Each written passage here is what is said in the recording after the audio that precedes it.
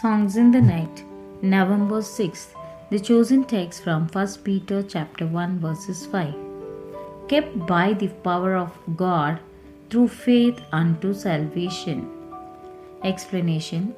In our journey through life almost daily we come to places and circumstances which, wrongly received, may change our entire course from fellowship and relationship to God to sin and opposition to Him. What Christian has not realized certain crises in his life in which two voices seems to speak to him, the one favoring humility and obedience to God at any cost, the other urging self will baked by pride.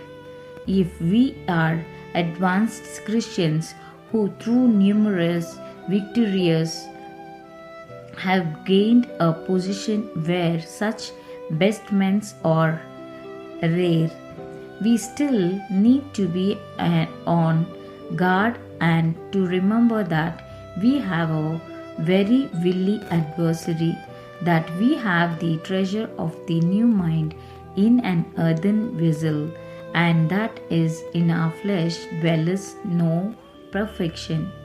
These recollections should make us very humble and lead us to cling closely to the Lord and to fear and abhor any attitude of conduct and even thought that would in any measure seem to antagonize the divine will. Reprint number 4233, hymn number 183. Amen. Welcome to the Deep Dive. Today we're cutting straight to the core of spiritual endurance. That strength you need to, maintain your convictions. It's summed up nicely as being kept by the power of God through faith unto salvation. That's 1 Peter 1.5. Right. And our mission here really is to zoom in on those daily friction points, those moments in life. We want to see what the source material actually lays out as a practical guide. What to do when circumstances kind of threaten to nudge us off that path of fellowship. Toward opposition or sin. Exactly. That's the real pivot point, isn't it? Yeah. The sources seem to warn that almost daily we hit these situations which, if we receive them wrongly, They're wrongly received. they can just completely change our direction. I think if you've ever felt that internal, maybe magnetic pull toward the easy way out, or maybe the path that boosts the ego, you know exactly the kind of crisis we're talking about here. And what's really fascinating is how the source material describes that exact moment. It paints it almost like an internal courtroom. Okay. Where you hear two very distinct voices speaking. One is arguing for humility and obedience to God at any cost. Right. And the other voice, it's often louder, sounds more appealing maybe, and it's urging self-will backed by pride. That internal debate, that's the battlefield. Okay, but hang on. If one voice is clearly labeled, self-will backed by pride, why isn't it just easy to shut it down immediately? What's the core deception there that makes it a real crossroads? The deception often lies in the subtlety, the rationalization, the feeling that maybe you can control it this time, or perhaps that your past successes have somehow earned you the right to, let's say, bend the rules a little. That sense of earned security, maybe even entitlement, that's precisely why the sources give a specific warning to the advanced Christian. The person who's seen victories? Exactly, the one who has won many battles, whose besetments are rare, as this source puts it.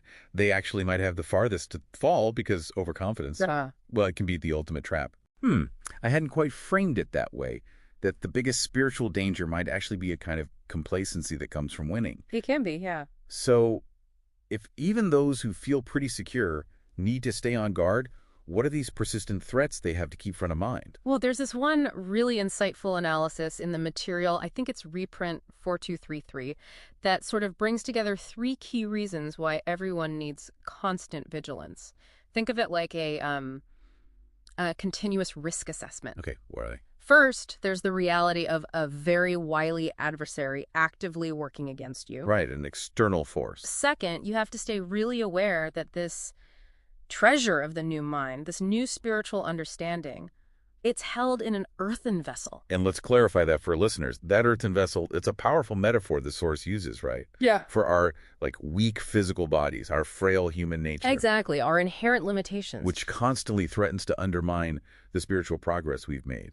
Precisely. It's a constant reminder of our own fragility. And, well, that ties directly into the third point. The essential, really humbling truth that, quote, in our flesh dwelleth no perfection. No perfection. So you're essentially battling an external enemy, you're using compromised equipment, our human nature, and you're starting from a position of inherent limitation. Wow.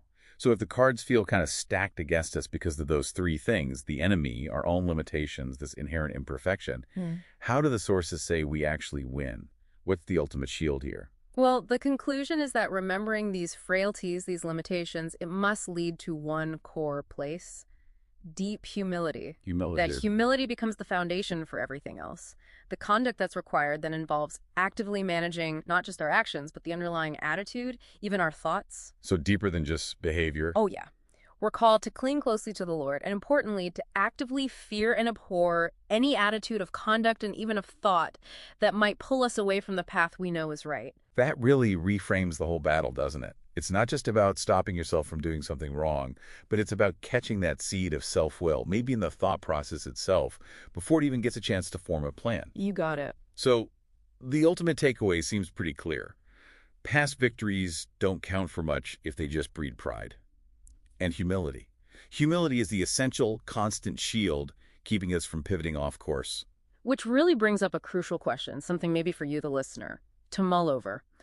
When you're facing stress or pressure, that next big decision, how easy is it, really, truly, to tell the difference between that voice of obedience at any cost and the voice of self-will backed by pride?